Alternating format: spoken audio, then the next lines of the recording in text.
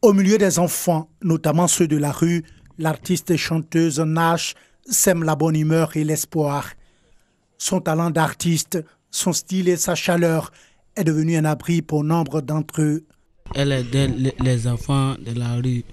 Chaque jour, nous donne les habits, les manger, l'argent.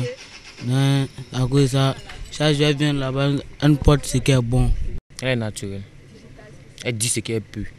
Elle dit pas, elle se vante pas quoi. Il y a plusieurs qui sont approchés, qui ont dit nous on va au paradis. Mais elle est venue. Elle a dit ouais sûrement quand on va arriver au paradis, mais on va passer par des épines d'abord. Je suis pas millionnaire, il n'est pas tout le long du monde. Mais ce que j'ai là, je vais faire avec.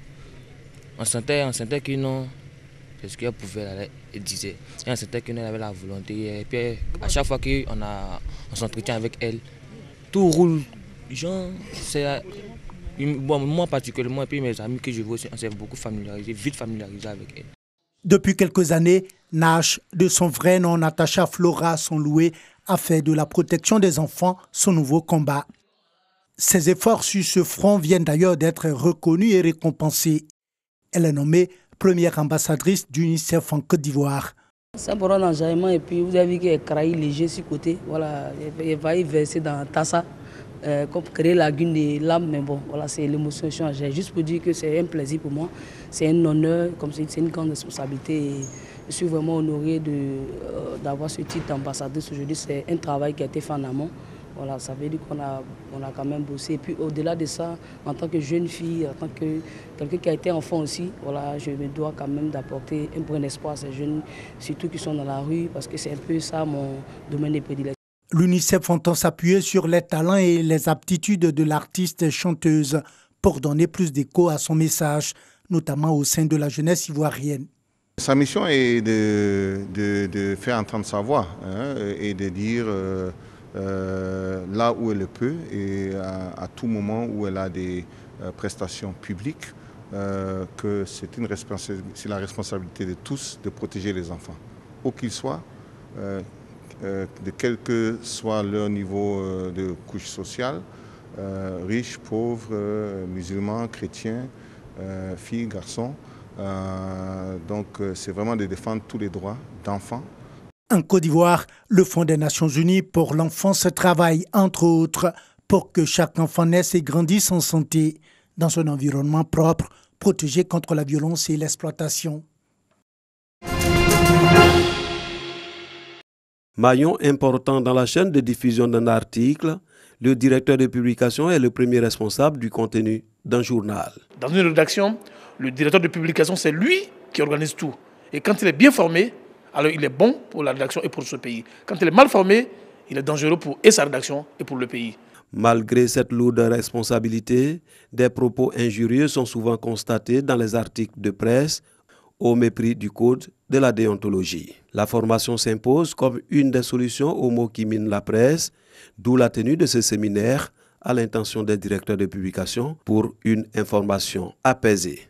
Vous savez que nous sommes dans une période assez délicate et nous, directeurs de publication, nous qui sommes garants donc des lignes éditoriales, nous avons un rôle important à jouer dans le processus d'information. Et donc il nous est apparu utile de mobiliser donc tous les directeurs de publication de Côte d'Ivoire pour cette formation, pour leur donner des rudiments nécessaires pour écrire dans le sens de l'apaisement dont on a besoin dans le pays. Le directeur de publication bien formé permet de nettoyer les écrits des journalistes afin de contribuer, comme le thème dédié à l'apaisement du climat social. Raphaël Lacbé, formateur du jour, par ailleurs président de l'autorité nationale de la presse, a dans son exposé fait le diagnostic des maux qui minent la presse ivoirienne avant d'inviter les directeurs de publication à plus de professionnalisme. Il y a les termes qu'il faut utiliser pour ne pas heurter, pour ne pas blesser les lecteurs. Donc à ce niveau-là, le directeur de publication intervient pour que l'information mise sur le marché, en tout cas, soit acceptable, on va dire qu'elle puisse être digérée par le grand public. Quand quelqu'un donne une information, au lieu de dire que la personne ment, on peut dire que la personne dit des contre-vérités. Ce séminaire qui s'est tenu sur 2 jours dans la ville de Grand Bassam est une initiative du Fort des PCI, Forum des directeurs de publication de Côte d'Ivoire. Choukenpat, Papitou, en cas de cas, Willy Dombo, Maladamo et Marcelin Govoy, ces humoristes et animateurs ivoiriens accueillis à l'aéroport Modibo Keïta de Bamako par l'équipe de production de l'émission Bonjour de la RTI. Leur présence participait à Bonjour Bamako ce lundi 1er avril au Palais de la Culture Amadou Ampateba. Salut, on est à Bamako, c'est la Côte d'Ivoire en puissance et en force avec les vrais humoristes. Après l'accueil, direction l'hôtel. Une brève pause et le cap est mis sur le Palais de la Culture. Ces humoristes ivoiriens, heureux d'être présents à Bamako, apportent leur soutien au peuple frère du Mali pour le deuil.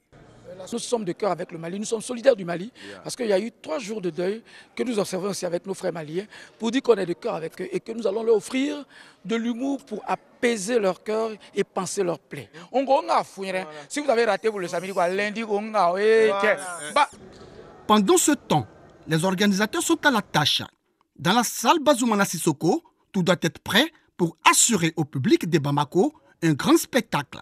Spectacle que de nombreux Maliens, malgré le deuil et le report, ne veulent se faire compter.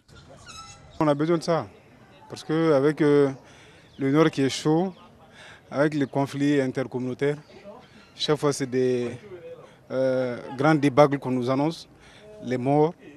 Si on a ces genres d'événements pour nous divertir un peu, ça fait qu'on oublie un peu toute la souffrance que ce pays vit. J'ai pu vendre des tickets hier, beaucoup de tickets, même aujourd'hui. Je viens de vendre plusieurs tickets.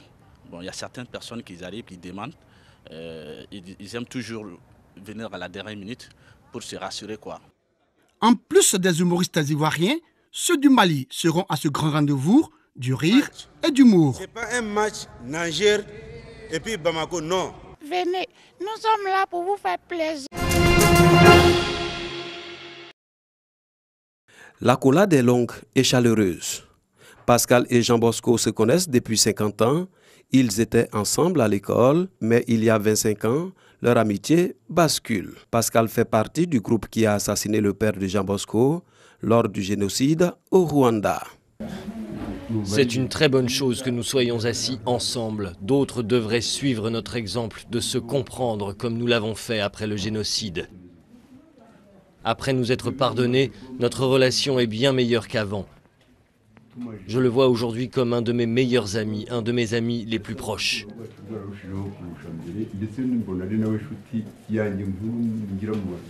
Ces deux paysans ont la soixantaine. Ils vivent dans le village de Moutete à 45 km au nord de Kigali, une région agricole où ils font pousser du manioc, du sorgho ou encore des patates douces.